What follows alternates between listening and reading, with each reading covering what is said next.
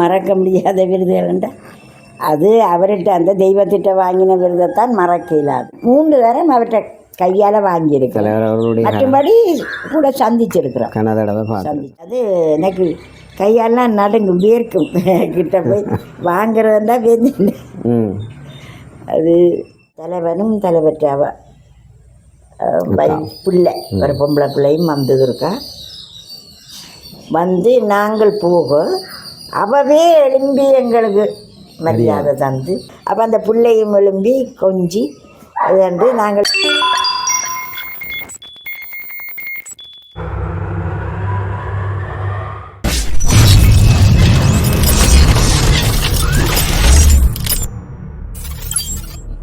மற்றது கிட்டு மாமாவுக்கு படித்த இம்மண்ணில் நீ வந்து பிறப்பாய. இந்த அலையே நீயும் பொங்காய் என்ற பாடல் கூடுதலாக நாடு பூரா உலகம் மூடா இன்றைக்கும் இன்று வரையும் ஒழிக்கக்கூடிய ஒரு பாடல் ஒழித்து கொண்டு தான் இருக்குது. பலரை நாங்கள் இந்த முகநூல் வழியெல்லாம் பார்க்குறோம், டிக்டாக் செய்கிறோம், இது செய்கிறோம்.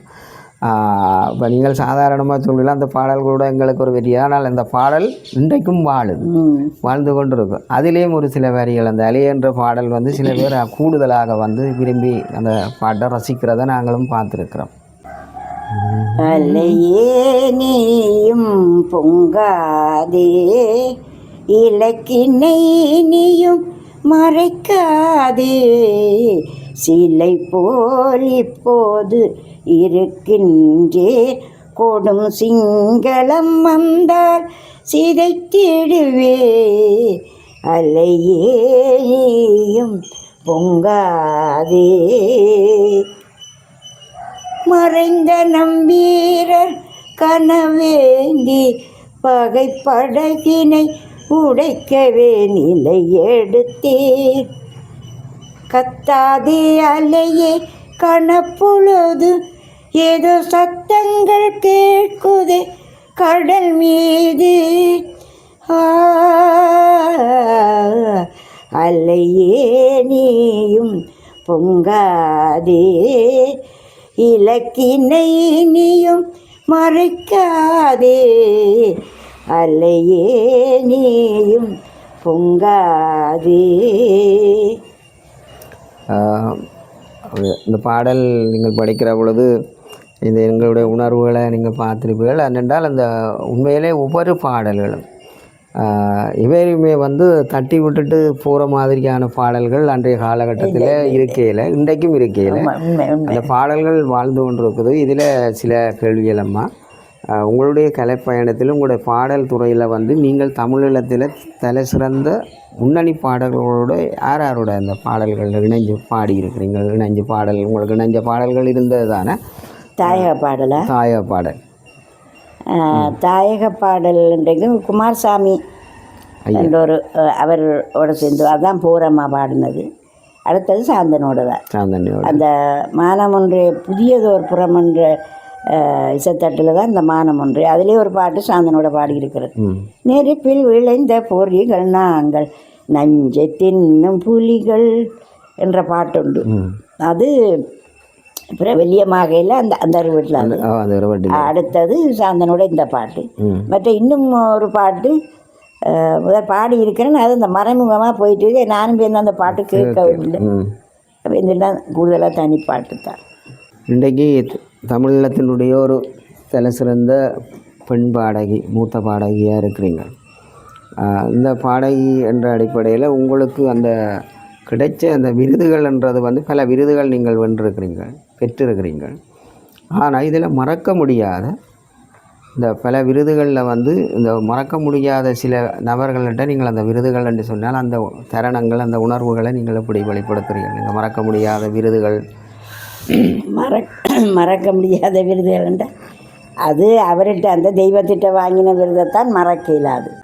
மற்றும்படி வெளிநாடெல்லாம் போய் வெளிநாட்டு அனுபவம் அது ரொம்ப ரொம்ப ரொம்ப எனக்கு நான் வெளிநாட்டில் போய் கனவோ நான் நினைவோன்ற அளவுக்கு வந்துடுது. அவ்வளவு பாராட்டுகளும் அவ்வளவு அவர்கள் எங்களை நாங்கள் நினைக்க கொண்டு வந்துருவாங்க.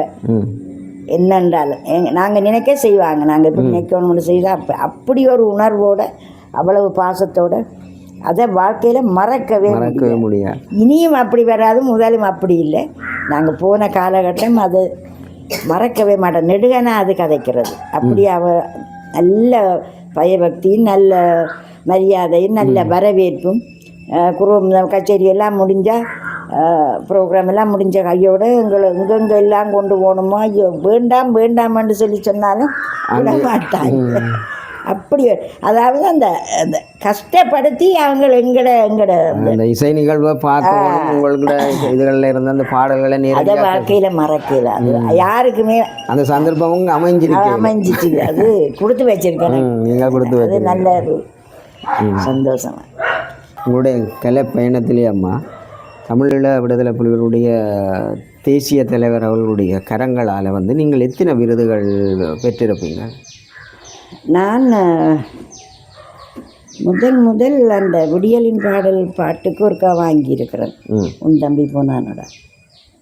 அடுத்தது மருத்துவ பீடம்னு சொல்லி அதில் ஒரு அந்த இதில் ஒரு அந்த பாட்டும் பாடியிருக்கேன். அதுவும் அந்த பிறவிலியம் தான் நல்ல பாட்டு. அது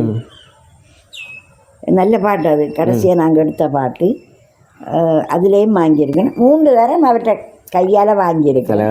மற்றபடி கூட சந்திச்சிருக்கிறோம். சந்திச்சிருக்கிறேன்.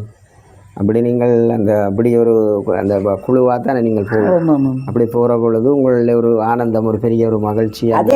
அது எனக்கு கையெல்லாம் நடுங்கும், வேர்க்கும். கிட்ட போய் வாங்குறதுன்னா வேந்து அது அது அது கொடுத்து வச்சதுக்கு ஒரு நான் நினச்சது, நான் என்னுடைய கலையை பொறுத்தவரையெல்லாம் இந்தியாவில் பிறந்தனா அங்கேயே விட்டுட்டு வந்திருக்கலாம், அங்கேயே இருந்திருக்கலாம்ன்ற ஒரு கட்டம் ஒன்று எனக்கு இதன்றது. ஆனால் அங்கே இருந்திருந்தால் இந்த கொடுப்பனவு இல்லை, தலைவற்ற கொடுப்பனவு எனக்கு இருந்திருக்காது. தாயமண்ணுக்கு வந்தபடியாக தான் அரிதான தலைவர்கிட்ட இந்த விருதுகள் கிடைக்க பெற்றிருக்கேன். அது நிறைய பேருக்கு அந்த பாக்கியம் இல்லை. அதில் இன்றைக்கும் ஜீவனோடு இருக்கக்கூடிய ஒரு மூத்த கலைஞராக இருக்கிறீர்கள். அந்த வகையில் கடந்த போர்க்காலங்கள்லேயுமா வாழ்ந்திருக்கிறீர்கள். போர்க்காலங்களில் இருந்த கலைஞர்களுக்கு இருந்த வரவேற்பு அப்போ அப்படி இருந்தது. இந்த போர் முடிவுக்கு வந்ததுக்கு பிறகு இன்றைக்கு இந்த கலைஞர்களுக்கான இப்போ இருக்கிற வரவேற்பு எப்படியம்மா இருக்குது? அந்த நேரம் போர்க்கால சூழலில் கலைஞருக்கு நல்ல வரவேற்பு இருந்தது. ஆனால் அதே நேரம் எங்களோட பாடல்களும் அந்த புதுவையண்ணா பாட்டு போட, அவர் கண்ணன் மாஸ்டர் இசையமைக்க, அடுத்தது அவர் நித்தியண்ணின்னு சொல்லி அவர் அதை இருவட்டில் பதிய, எல்லாம் திறமையான கலைஞர்மே. அந்த நேரம் அமைஞ்ச பாடல்கள் ஒன்றும் நான் அதுக்கு பின்பாடோ அதுக்கு முன்னுக்கோ இந்த தமிழீழத்தில் நான் கேட்ட மாதிரி இல்லை. அது யாருன்னு அது மனஸ்தாபம் இல்லை. அத்தனை பாடல்களும் ஒன்றே தோல்வி இல்லாத பாடல் அத்தனை கலைஞர் மாதிரி நல்லா தான் பாடியிருக்காங்க. அப்படியான நேரம் ரசிகரும் அப்படித்தான். அது இந்த மண்ணுக்காக எல்லாம் அர்ப்பணித்த அந்த பாடல்கள், அதில் அந்த ரசிகர்களும் அப்படியே அந்த உணர்வோடு பாடி அதை பயன்படுத்தி அதுகளும் போக வேண்டிய அந்த போராளிகள் கூட பாடிக்கொண்டே திரிவாங்க. அதுகளுக்கும் அதே உணர்வும் இனி அவைகளே ஊக்குவிக்கிற மாதிரியும் அந்த பாடல்கள். நாங்களெல்லாம் குரூப்போட தமிழ் இசை குருவோட போய் ப்ரோக்ராம் போனோம்னா எங்களோட வாரத்தில் 2-3 பேர் வந்து சேர்ந்துருக்கணும். வந்து சேர்ந்து அது எப்படியே இதில் சேர்ந்துட வேண்டியா, அப்படி அந்த உணர்வோடு அந்த பாடல்கள் இணைஞ்சிருந்தது.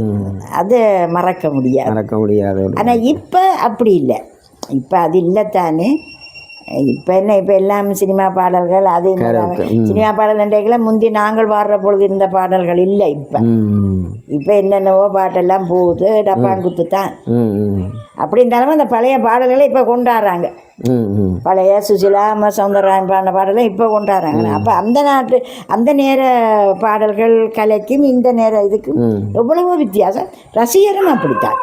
முந்தி கலைஞர் என்றால் ரசிகர் சரியான பயபக்தி, அவைக்கு என்னென்ன கொடுக்கணுமோ வாங்குவோம் மரியாதை. இப்போ அப்படி இல்லை, வந்தாவா போனா போ.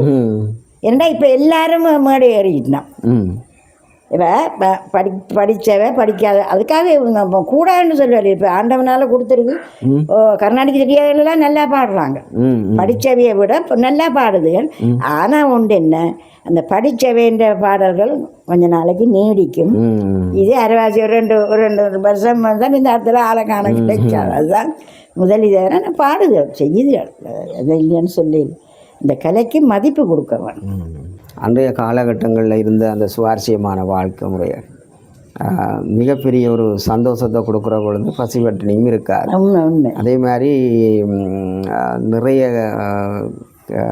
ரசிகர்கள் வந்து உங்களை காவல் ஒரு இசைக்குழு வந்தால் புக் பண்ணிவிடும், அந்த சந்தர்ப்பத்துக்கு போயில்லைன்றால் பெருசாக கவலைப்படுவினோம். அதே மாதிரி உங்களை வரவேற்று கொண்டு போகிறோம். அந்த வாகனம் ஒன்று உள்ளுக்குள்ளே வாரத்துக்கு முதல் ஒரு 1/2 கிலோமீட்டரில் இருந்து அந்த வாகன அணியோட ஒரு ரசிகர் கூட்டம் வந்து அந்த மேடைக்கிட்ட வாரத்துக்கிட்ட அப்படியெல்லாம் இருந்த காலங்கள் ஒரு மகிழ்வான காலங்கள். அந்த வகையில் அன்றைய காலகட்டத்தில் அருணா இசைக்குழுவில் நீங்கள் முன்னணியாக படித்து கொண்டு வந்த எங்கள் பாடல்கள், பல பாடல்கள் நாங்களும் அதை நேரடியாக பார்த்துருக்குறோம். பல இசைக்குழுவில் உங்களை நாங்கள் பார்த்துருக்குறோம். பூமாலையில் ஒரு மல்லிகை என்ற பாடலை படிக்கிற பொழுது சுமாரன் சில நேரம் மேடையில் அந்த 2 பேருமே இணைஞ்சு சௌந்தரம் நல்லா இருக்கும் பாடல்கள். சில சந்தர்ப்பங்களில் பார்வதி சுவாவம் ஐயாவும் உங்களுக்கு பக்கத்தில் இருந்து தவில் வாசித்து கொண்டிருப்பார். அப்போ அந்த ஒரு இணைஞ்ச ஒரு இசைக்குழுவாக இணைஞ்ச சகோதரர்களாக அந்த கலைப்பயணங்கள் இருந்தது. அந்த வகையிலேயுமே இப்போ உங்களுக்கு கிடைச்சிருக்கிற பிள்ளைகளுடைய வரலாற்றில் பிள்ளைகள் உங்களுக்கு பின்னால் வந்து உங்களோட கலைப்பயணங்களை வந்து பின்பற்றினோம். எத்தனை பிள்ளைகள் என்னென்ன பயணங்களில் இருக்கிறோம்ன்றதை வந்து எங்களோட உறவுகளுக்கு கட்டாயம் நாங்கள் தெரியப்படுத்தணும். என்றால் எல்லாருமே அந்த துறையில் இருக்கணும். என்ன யார் யார் என்னென்ன திறமைகளோடு இருக்கணும். இப்போவும் அந்த கலைப்பயணத்தை தொடர்ந்து கொண்டிருக்கிறோம். நாங்கள் இசைக்குழு வச்சிருந்த போது இவர் மிருதங்க, இப்போ என்னுடைய பாட்டுக்கு அவர் தான் மிருதங்க, அவர்கிட்ட மிருதங்கத்துக்கு நான் பாட்டுன்ற மாதிரி தான் இந்த இருந்தது. அந்த நேரம் அவரும் நானும் சேர்ந்து கூட ஒரு பாட்டு பாடியிருக்கிறோம். கேள்விப்பட்டீங்களது இல்லையா? சில நேரம் நாங்கள் சின்ன ஆகலாக இருந்திருப்போம். அதில் அந்த ஒன்று சேர்ந்த அன்பு மாறுமான்ற பாட்டு நாங்கள் பாடின பிறகு காணவத்தி பஞ்சமணியாக்கள் எல்லாம் இந்த பாட்டு இந்த நாயனத்தில் அது பழைய வாய்ச்சது. ஒன்று சேர்ந்த அன்பு மாறுமா, உண்மை காதல் மாறி போகுமா,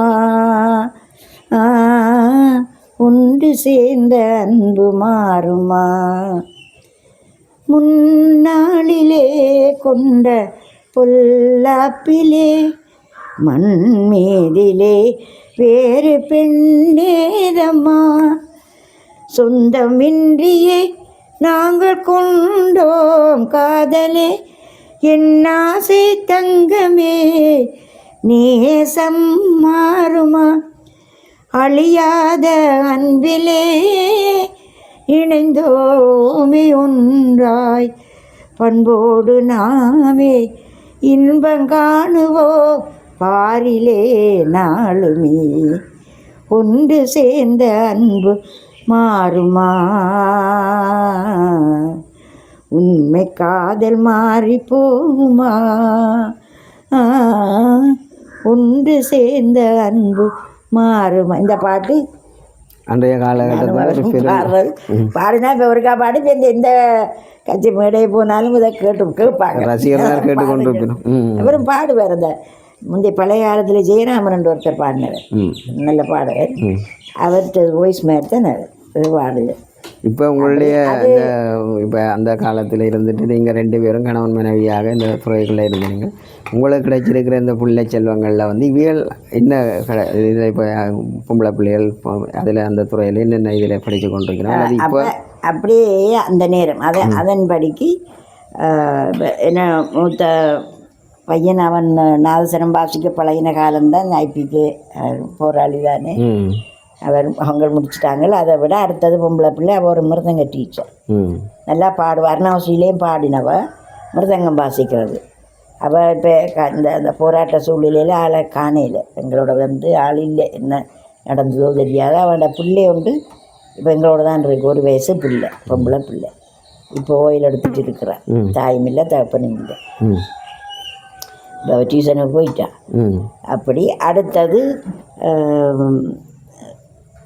பொம்பளை பிள்ளை அவள் வயலின் டீச்சர். அவவும் இப்போ ஒரு 6 மாத காலமாக ஆக்சிடென்ட் பட்டு கோமாவில் இருந்து நாங்கள் ஆள் முடிஞ்சிருந்து இப்போ அவருக்கு கொஞ்சம் நடக்கிற கை பழைய ஞாபகங்கள் இல்லை. வயலின் ஒன்றும் வாசிக்க மாட்டான். வயலின்டா இன்னண்டு கேட்குற அளவில் இருக்குது அவள் வயலின்.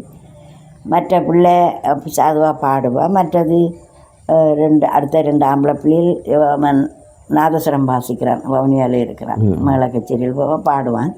மற்ற இங்கே ஒருத்தர் இருக்கிறார் இசையமைப்பாளர் ரூபனன்னு சொல்லி பாடுவான். இசையமைப்பு நாதஸ்வரம் எல்லாம் செய்கிறான். இங்கே தான் இருக்கிறார். மற்றது 2 பேர், ஒரு ஆள் இங்கே இருக்கிறாவ, அவர் டான்ஸ் டீச்சர். மற்ற கடைசி நல்லா பாடுவாள். மொத்தமாக இத்தனை பிள்ளைகள் எல்லாமே 8 பேர். 8 பேரில் ஒரு ஆள் மாவீரர் ஆகிட்டார். மற்றது அவவும் இல்லை, இப்போ அவவும் காணாமல் மற்றது இருக்கணும். அப்போ அப்படி இப்போ பேர பிள்ளைகளுக்கும் இப்போ தொடர்ந்து நான் இப்போ இங்கே அதாக பயிற்சி சொல்லி கொடுத்தோண்டு இருக்கிறேன். அப்படி இன்னும் அந்த கலை வளர வேணும் என்ற ஒரு ஆசையில் செய்து கொண்டு இருக்கிறேன். நீ அம்மாண்ட செய்ய நானும் இந்த துறையை சாகும் வரைக்கும் நடிப்பு துறையோ பாடலோ செய்ய அந்த மேடைகளுக்கு போராட்டாலும் ஏசத்தட்டையில் இருந்தாலும் பாடிக்கொண்டிருக்கணும்ன்றது எனது நினைப்பு. அம்மா வழிவிட வேணும், வழிவிடுவா செய்ய இருக்கிறது. அம்மா, நாங்கள் எங்களுடைய காணொலியுடைய இறுதி இலக்குக்கு வந்துட்டோம். உலகெங்கும் வாழுகிற உறவுகள் இங்கேயும் சரி, இலங்கையிலும் சரி, தாயகத்திலும் சரி, பல்வேறுபட்ட நாடுகளில் இருந்தாலும் உங்களுக்குன்னு ஒரு ரசிகர் கூட்டம் இருக்குது. உங்களுக்கு இந்த கட்டாயம் இந்த காணொலியை அந்த ரசிகர்களுக்கு நீங்கள் என்னம்மா சொல்ல விரும்புகிறீங்க? உங்களையே ரசிக்கிறார்கள், உங்களோட பாடல்களை ரசிக்கிறார்கள், இன்றைக்கு உலகெங்கும் இருக்கு. அந்த உறவுகளுக்கு நீங்கள் எப்படிப்பட்ட எங்களை செய்தி கொண்டு சொல்ல போகிறீங்க? இன்றைக்கு உங்களை அன்பு வச்சிருக்கணும். அவர்களெல்லாம் என்னுடைய ரசிகர் மட்டுமல்ல, நான் என்னுடைய பிள்ளைகள். என்னுடைய பிள்ளைகள் என்னுடைய கலையை மதித்து, என்ற கலையை ரசித்து, உணர்வோடு கேட்டு, என்ற கலைக்கும் ஒரு அங்கீகாரம் கொடுத்து என்னை இப்போது நிலைநாட்டி வைத்திருக்கிறார்கள். அவர்களுடைய இல்லையென்றால் நான் இவ்வளோ தூரம் முன்னேற முடியாது. அதற்காக நான் அவைகளுக்கு ஒரு நன்றியையும் கொடுத்து, பாராட்டுகள் ஆசீர்வாதத்தையும் கொடுத்து, நான் இன்னும் முன்னேற வேணுமென்ற ஒரு ஆசையோடு அந்த பிள்ளைகளும் நல்லா வரணும், அவைகளும் இப்படி படிக்க வேணும், இந்த கலையை தொடர வேணும் என்று நான் ஆசைப்படுறேன். இறுதியாக நாங்கள் ஒரு கேள்வியை கேட்டு நிறைவு கொண்டு வர போகிறப்போ, தேசிய தலைவர் அவர்களை நீங்கள் சந்திக்கிற பொழுது உங்களுடைய வாழ்க்கையில் எப்பவும் மறக்க முடியாத ஒரு தருணம் என்றால் நீங்கள் எதை குறிப்பிடுவீங்க? சரியான ஒரு இக்கட்டான ஒரு அவர் தலைவரை சந்திக்கிறதா இருந்தால் சும்மா வெளி இதெல்லாம் சந்திக்க மாட்டேன். போகிற நேரமே எல்லாம் செக் பண்ணித்தான் உள்ளுக்கு விடுவாங்க. போகிறது ஒரு காட்டுக்கலாம் போகிறேங்க. இன்றைக்கு இந்த நிகழ்வுக்கு போகிறோம்ட்டு எங்கட விஷயக்குழு எங்கட சொல்ல மாட்டேன். அப்போ ஏதோ போகிறோம்ட்டு போனால் நாங்கள்லாம் முழிச்சு பார்க்குறோம், ஏதோ விஷயம் இருக்குதுல என்று யோசிப்பமே தவிர கேட்க மாட்டேன். அப்படி தானே எங்கட எஸ்பிஎன்னை தான் பொறுப்பு, தமிழ் இசைக்குழு. என்ன எஸ்பிஎன்னு என்ன உண்டு எனக்கே தெரியாது. இங்கே வர சொன்னாங்கட்டா அந்த காட்டுக்குள்ளே போன உடனே எங்களுக்கு விளங்கிடும். அங்கவே ஒரு இடத்துல இப்படி போகிற பொழுது ப்ரோக்ராம் நடக்க தலைவனும் தலைவற்றாவ பிள்ளை ஒரு பொம்பளை பிள்ளையும் வந்ததுருக்கா வந்து நாங்கள் போக அவவே எழும்பி எங்களுக்கு மரியாதை தந்து நல்ல பிள்ளை நல்ல மாதிரி கை தந்து குலுக்கி எனக்கு அது அவரோட மனைவி என்ற முறையில் அவள் தந்தாலே எங்களுக்கு ஒரு இதுதான். அப்போ அந்த பிள்ளையும் எழும்பி கொஞ்சி அதன்று நாங்கள் இருக்கிறோம். அவன் நிகழ்ச்சி முடிஞ்சதன் பிறகு எல்லாருமா உண்டா சாப்பிட கொண்டு போய் பெரிய ஒரு இதில் கலைஞர் மாதிரி இருந்தார். நாங்களும் இங்கே சாப்பிட்டோம். நாங்கள் அவரை பார்க்குறதா அவள் பார்க்குறதா பார்த்து சாப்பாடு இங்கே போனது. அது நாங்கள் என்னை பொறுத்த வரையில் நான் அங்கே இல்லை, அந்த இடத்துல நான் இல்லை, நான் எங்கேயோ நிற்கிறேன். அப்படி நீ சுகுமார் சாந்தன் அவங்களெல்லாம் கதைப்பாங்க. கதைச்சி அவங்களோட கொஞ்சம் முஸ்பாத்தியாக இதான ஒரு கதையெல்லாம் கதைப்பார். இவங்க சிரிப்பாங்க. நாங்கள் பயந்து கேட்டுக்கொண்டேன். அம்மா என்ன அம்மா பேசாமல் எல்லாரையும் ஒவ்வொரு கேள்வி கேட்டோன்னு வந்துடுவேன். பேசாமல் இருக்க விட எல்லாரோடையும் கதைக்கிற என்ற அந்த பெருந்தன்மை எல்லாரையும் ஒவ்வொரு கேள்வி. என்ன அம்மா பேசாமல் இருக்கிறீங்க? இல்லை என்றுட்டு நாங்கள் பேசாமல் இருக்கிறது. அப்போ அப்படி எல்லாரோடையும் சமமாக இருந்து சாப்பிட்டு போனது அது மறக்க முடியாது. அதை விட நான் வேறு ஒன்றும் சொல்கிறதுக்கு இல்லை. சரி, இன்றைக்கு நாங்கள் நேரடியாக வந்து இவ்வளவு நேரமும் அன்பு தாயாருடைய அந்த இனிமையான குரல் மூலம் பாடல்கள், அதோடு எங்களோட வந்து எப்படி அன்பாக பழகிறதுன்றதை வந்து ஒரு தலைமைக்கு கீழே எப்படி வாழ்ந்திருக்கிறான்றதை தான் நீங்கள் பார்ப்பீர்கள். அந்த வகையில் இவர்கள் எல்லாம் வந்து ஒரு போர்க்கால கலைஞர்கள். இன்றைக்கு பல்லாயிரக்கணக்கான மாவீரர்கள் வந்து எங்களுடைய தேசிய தலைவர் அவர்களை பார்க்காமல் கூட வீரச்சாவடைஞ்சிருக்கிறார்கள். அதே போல் பல ஆயிரக்கணக்கான போராளிகளுக்கு கிடைக்காத அருமையான பாக்கியம் இன்றைக்கு வந்து தாயகத்தில் இருக்கிற கலைஞர்களுக்கு கிடைச்சிருந்தது அன்றைய காலகட்டங்களில். அந்த கலைஞர்களுக்கான கௌரவமும் மரியாதையும் கொடுப்பதில் தேசிய தலைவர் முதலாவதாக நிற்பார். அதே மாதிரி அந்த மரியாதை வந்து இங்கே வெளியிலேயும் வந்து இப்போ தலைவர் அவர்களால் வழங்கப்படுகிற அந்த மரியாதை தாயத்தில் வாழுகிற மக்களும் வந்து இந்த கலைஞர்களுக்கு முன்னுரிமை மரியாதை வழங்கணும். ஏனென்றால் அவர்கள் வந்து போர்க்கால கலைஞர்கள், அவர்களால் தான் ஒரு பெரிய மாற்றத்தை கொண்டுடலாம்ன்றதில் அந்த மரியாதை கொடுப்பதிலேயும் அதை வழிநடத்துவதிலும் மிக சிறந்தது. இது இந்த அம்மாவுடைய இந்த நேர்காணல் பதிவிலே நீங்கள் பார்த்தால் தெரியும் எப்படியெல்லாம் அந்த விடயங்கள் வந்து தொடப்பட்டிருக்கு, எப்படியெல்லாம் இந்த கருத்துக்கள் வந்து பரிமாறப்பட்டிருக்கின்றது தான் நாங்கள் சொல்கிறோம். எவருக்குமே கிடைக்காத ஒரு தொகுதியான ஒரு சிலருக்கு மட்டுமே அரிதான பாக்கியங்கள் கிடைத்ததில் இந்த மண்ணிலே வந்து இன்றைக்கும் அம்மா வந்து வாழ்ந்து கொண்டிருக்கிறார். வாழ்ந்து கொண்டிருக்கிறபடியால் அந்த அவருடைய பாடல்கள் வாழ்ந்து கொண்டிருக்கு. எத்தனையோ மாவீரர் பாடல்கள், எத்தனையோ எழுச்சி பாடல்கள், எவ்வளவோ மனிதரை ஆற்றுப்படுத்துகிற பாடல்கள், தென்னிந்திய பாடல்கள், அந்த கலை பயணங்கள் எல்லாவற்றையும் நீங்கள் அந்த நன்கு அறிவீர்கள். இறுதியாக சொன்னால் தன்னுடைய பேரப்பிள்ளைகளுக்கும் இந்த கற்றலை, அதாவது வந்து இந்த கலை பயணத்தை வந்து நான் கற்பித்து கொண்டு வருகிறேன். இது போன்ற பல சுவாரஸ்யமான கலைஞர்களை நாங்கள் எடுத்து பதிவேற்றங்கள் செய்து கட்டாயம் கொண்டு வரோம். இதுக்கான ஆக்கப்பூர்வமான அனுசரணை, அதாவது வந்து உங்களுடைய ஆதரவு, உங்களுடைய அபிப்பிராயங்கள், நல்ல கமெண்ட்ஸுகள் எழுதுங்கோ, நல்லா பகிருங்கோ. அதே போல் அம்மாவுக்கு வந்து நீங்கள் கொடுக்குற அந்த ஆதரவு பேராதரவாக இன்னும் இருக்கணும் என்று கேட்டுக்கொண்டு நீண்டதொரு பதிவை நாங்கள் எடுத்து இந்த இடத்திலிருந்து நாங்கள் விடைபெற்று இன்னும் ஒரு பதில் காணொளி மூலம் சந்திக்கும் வரை உங்களிடமிருந்து அத்தனை உறவுகளிடமிருந்து விடைபெற்றுக் கொள்கிறேன். உங்கள் அன்பின் சிறி. நன்றி, வணக்கம்.